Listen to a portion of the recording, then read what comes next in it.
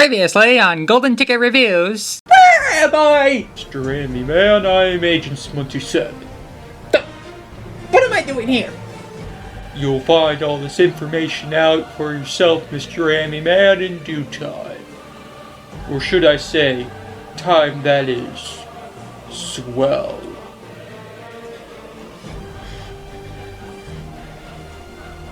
And now the spine-tingling conclusion.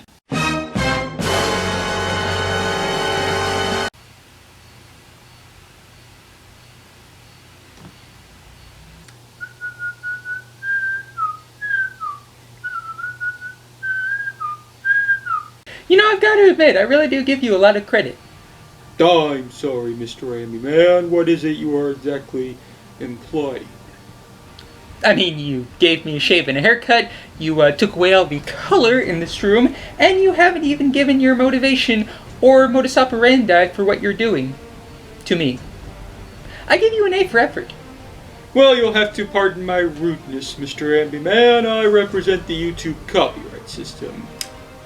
We block several various reviews here on YouTube, such as all reviews of Cool Cats Saves the Kids, the Cristiano Brothers movies, and even Bob Show's review of Alpha and Omega 6. Ah yes, Dino Digs, because I clearly needed to see talking wolves converse with a creature that even the Land Before Time sequels would call silly. Well, don't sound too harsh, Mr. Amby Man. And yet, what does any of this copyright nonsense have to do with me? We're looking towards you, Mr. Amby Man, to take a look at a little cult classic from the public domain as punishment for using a 30-second clip of Kung Fu Panda 3 in your review of said film, which you claimed was under fair use. Review a movie from the public domain? That doesn't even sound torturous at all. What's the movie anyway?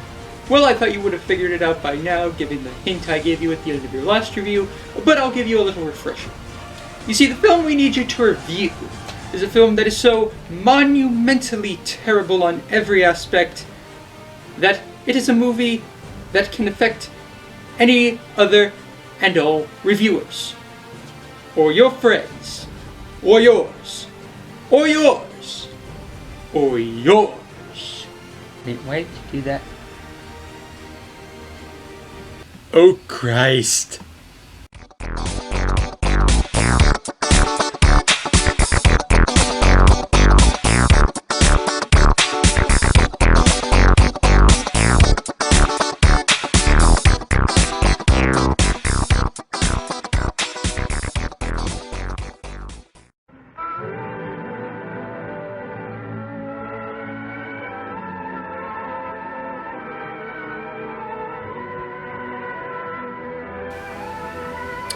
Greetings, fellow cinema freaks, motion picture maniacs, and the like. I'm Brandon the Bambi Man, I guess, and welcome to Golden Ticket Reviews, where if it's classic or crap you see through it, I review it. I guess. Well, folks, since I'm being held against my will here, as you can see, we're going to be taking a look at the ever-growing cult classic, Reefer Madness. Also originally known as Tell Your Children, and also as The Burning Question, Dope Addict, Doped Youth, and Love Madness, Reefer Madness is a 1936 and 1939 recut propaganda exploitation drama masterpiece that answers the question of what happens when the worst high is overblown to the nth degree.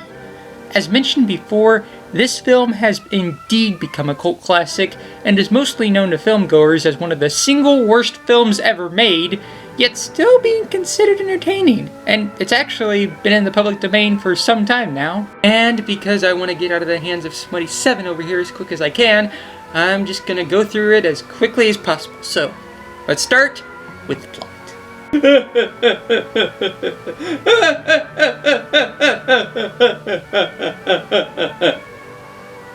The authorities in this town happen to be concerned over the rampant narcotic use that is overtaking the community, and they are especially worried about a certain type of drug known only as marijuana, or Mary Jane as the kids call it, both because it grows wild and thus is extremely difficult to control, but also because of its effects which includes possible insanity leading to extra dangerous behavior. One of those beings concerned is the local high school principal named Dr. Alfred Carroll, played by Jose Frote, who really doesn't care for what it is doing to the students at his own school. Meanwhile, Jack Perry, played by Carlton Young, and Mae Coleman, played by Thelma White, are marijuana pushers, who happen to host marijuana parties on behalf of their boss. Mae prefers to push them to the adults of the town, whereas Jack has no problem getting the teenagers hooked, who are mostly played by adults, but nevertheless, two of these good kids are high school sweethearts Bill Harper, played by Kenneth Craig, and Mary Lane, played by Dorothy Short, who have no idea of the nature of these parties happening in Mae's apartment, although some people in their social circle, including Mary's brother Jimmy Lane, played by Warren McCollum, often frequent those parties. A series of events leads to both Bill then Mary going to Mae's apartment, which in turn results into two tragic events, both being the result of the dastardly marijuana use. The lives of those involved, both the guilty and the innocent, are forever altered because of that devious scourge called marijuana. The suppression of the use of marijuana and of the forces lurking behind it are the most important jobs this department is now engaged in. They are hidden in fake jewelry cases, in the heels of shoes, women's shoes especially, because the drugs can be secreted in false heels. Hollowed shaving brushes are another medium. Books with false centers are often used. Watch cases are convenient hiding places. The value of drugs thus seized is enormous. Recently, a huge supply of heroin was taken. It was concealed in an apparently harmless shipment of 35 barrels of olive oil.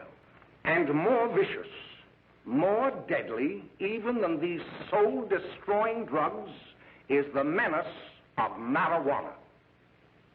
But a great film can only be so great with such great writing, and I'm sure this movie is full of the best type of script, doesn't it, Mr. Bambi Man?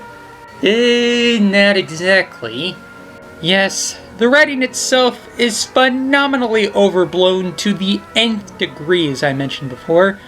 You can clearly tell from the exact first frame that this film will be filled with some of the cheesiest and over-exaggerated propaganda about drugs. All drugs.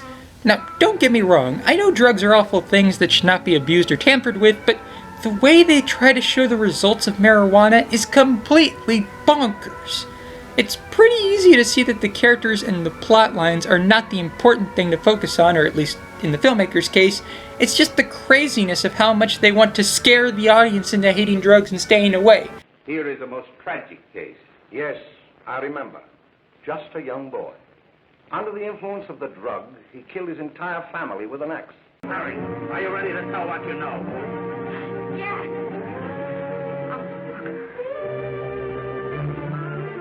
Involved as he was in a tawdry love affair, Mary Lane was in the way.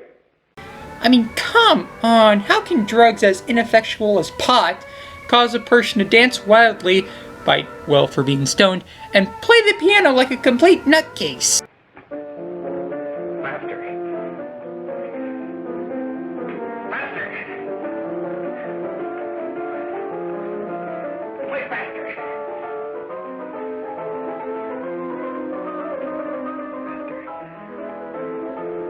Play faster. Faster.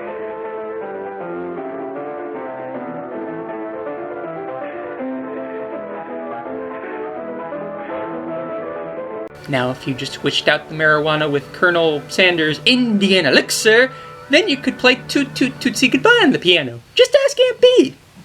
It was a much simpler time for the people of Mayberry before that awkward reunion movie that happened years later. One review at a time, Smunty. It also doesn't help what the film is trying to accomplish. The characters are acted in the cheesiest possible way. Our main kid characters, Bill and Mary, which, need I remind you, are played by adults, act like the lamest and geekiest nutballs ever. Hello, children. Hello, Mother. Hello, Mrs. Lane. That was sweet of you, Mother. Gosh, hot chocolate. Thanks, Mrs. Lane. Now then, enjoy yourself. He will. She will too, Mrs. Lane. May I? Oh, thank you, kind sir. You're so very, very kind. It is my soul that calls upon thy name. How silver sweet sound lovers' tongues by night, like softest music to attending ears. Romeo, My dear, what o'clock tomorrow shall I send to thee? by the hour of 9. I will not fail. 'Tis 20 years till then. I played the clarinet for 7 years, and even I'm less whiter than these kids. Say nothing, Smunty! Good boy. Good boy. I've trained him well. Our bumbling pushers are stereotypical as you could get for 1930s gangsters. Some of the kids may be up this afternoon. Oh, Jack, we can get along without dragging those young kids up here. Oh, why don't you button up your lip? Very nice. Martha's got herself about a yen for her. Not bad. I didn't think she had that much taste. She knows what she's doing. She's got Ralph nuts about her, and now she's got her hooked up with this new kid. After I scram, you call the cops. And this is your story. Remember it. These two kids came up here for a couple of beers. You were out in the kitchen, you heard the shots. When you got in here, that's what you found. Just stick to that story. Even our doctor narrator, Dr. Carroll, would make Mayor Winston from Spin City blush. Out of the traffic in these drugs, a lawlessness that we can scarcely estimate has grown and is now flourishing. It might be interesting and important for you to know some of the methods used in bringing these drugs into the country. No doubt many of you do not believe that these things do happen, that they cannot happen to you. You may also believe that the facts have been exaggerated. Oh, it's all right to talk about education, Mr. Wyatt, but we educators can't do anything until the public is sufficiently aroused. If you were being honest with me and honest with yourself, I'm afraid you tell me an entirely different story. Bill, I'm going to ask you a straightforward question, and I'd like to have a straightforward answer. Yes, sir. Isn't it true that you have, perhaps unwillingly, acquired a certain harmful habit through association with certain undesirable people? Overall, it's plainly easy why this has been considered to be such a cult classic. It's over-exaggerated, cheesy, crazy, and so over the top, it's impossible not to be entertained by the badness of it. Seriously, guys, check this out on DVD if you get the chance to get a real taste of the high life. Or really bad movie, High Life. Yeah, it's certainly bad, but it is entertaining and can give you a good laugh or two. So, ha, Smunty, you're playing failed.